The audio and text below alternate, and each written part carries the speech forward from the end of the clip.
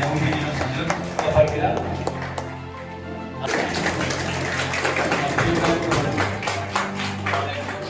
자, 이게 90원 차? Cái đi vào đi được lại cũng chưa được sao? या आफ्नो इच्छाले यिनी आइनेमाया तामाङसँग वैवाहिक जीवन जिउन जानु भएको हो कसैको कर्तव्य सुन्नुभयो तपाईले अनि यिनलाई साँच्चै सधैँ माया गर्नुहुन्छ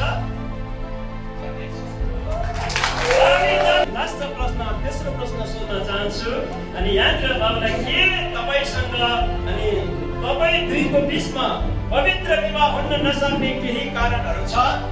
छैन। गणेश अनि सँग वैवाहिक विवाहको जीवन जिउन चाहनु भएको हो वा कसैको कर्तव्य?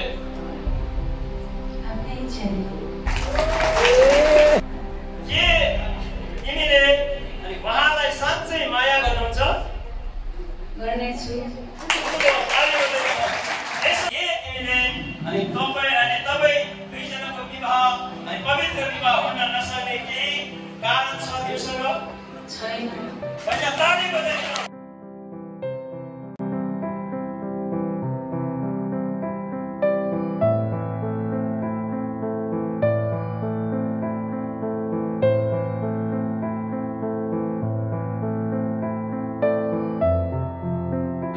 मेरो पछि केही शब्दहरू पछाउनुहुन्न म अनुरोध गर्न चाहन्छु। म आइनेमाया तामाङलाई आजदेखि उसो दुःखमा सुखमा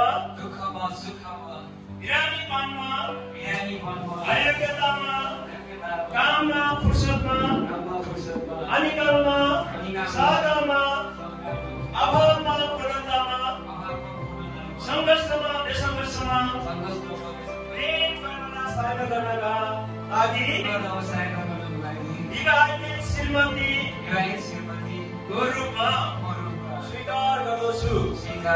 हामी दुवैलाई मृत्युले नछुटाएसम्म परमेश्वरको पवित्र अभिषेक अनुसार उहाँको उपस्थिति र यो सारा समुदायको सामने म विश्वासको बाजा बाँध्दछु। हालेलुया, ताली बजाइदिनुहोस्। म गणेश एनोस गुरुङलाई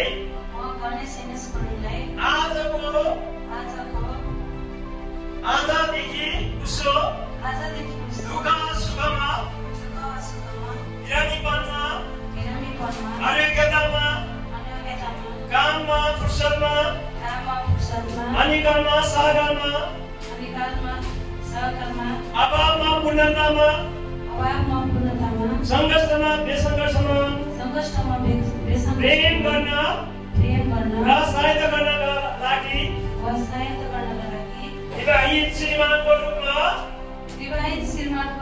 स्वीकार गर्दछु। हामी दुवैलाई मृत्युले नछुटाएसम्म परमेश्वरको पवित्र अभिषेकमा उहाँको उपस्थिति र यो सारा समुदायको सामने म विश्वासको बाजा बाँध्दछु। आमेन।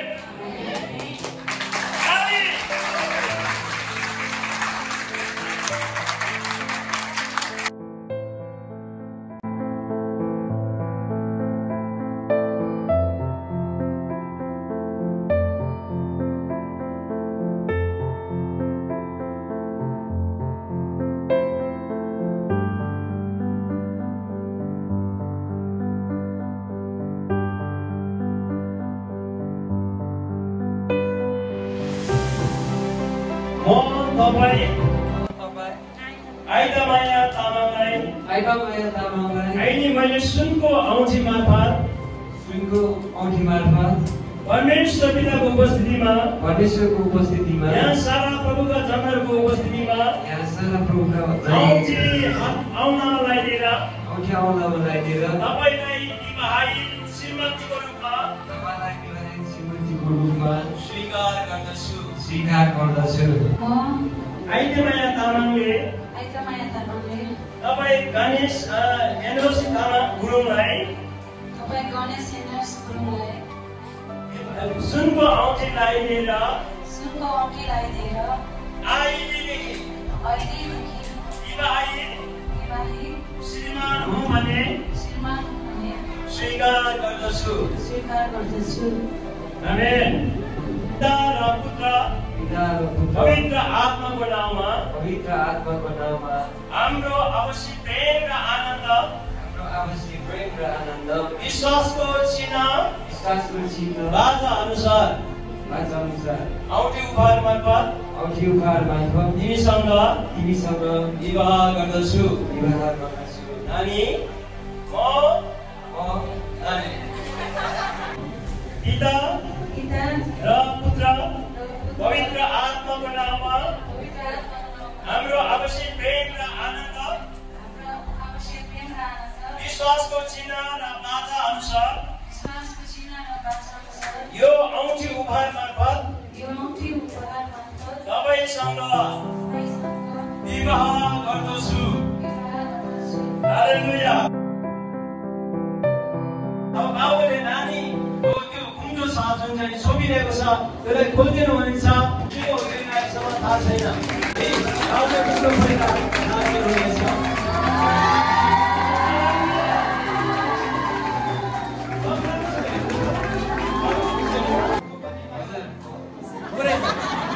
अब यसरी हुन्छ हेर्नुहोस् त हो रहेछ नि। अब नानीलाई अनि आशिष मागिदिनु म अनुरोध गर्दछु।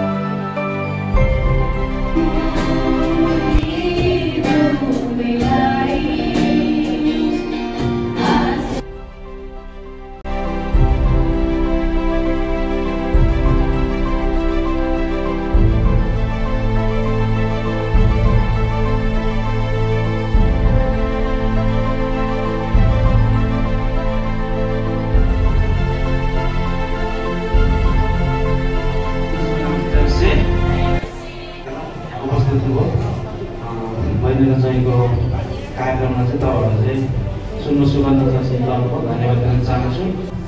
फेरि पनि सबैजना चाहिँ